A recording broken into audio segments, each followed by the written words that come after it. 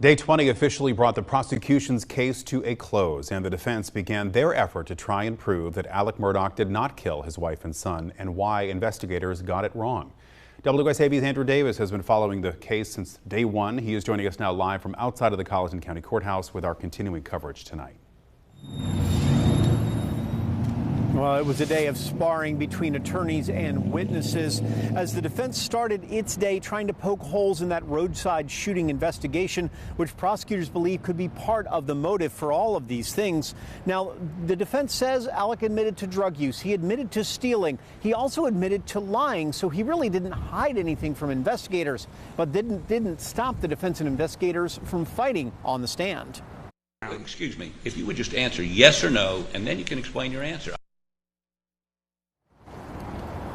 Dick Harpootlian and SLED agent Ryan Kelly sparred on the stand over the way that Kelly was answering the attorney's questions.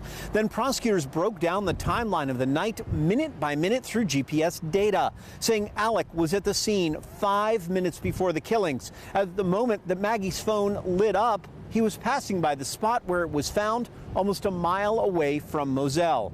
And Alec's phone had no log of calls for almost 2 days preceding the murders until almost an hour after the bodies were found. But after prosecutors who had 550 exhibits and 61 witnesses, they finally rested their case. The defense called the Colleton County coroner to the stand, who said the time of the murders may not be quite right.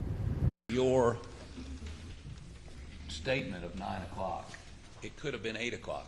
It could have been 8 o'clock. Their death could have been the result of being shot at 8 o'clock. I basically looked at 2.5 hours from the time that the call came in to the time I actually got there. So they could have been shot at 10 o'clock?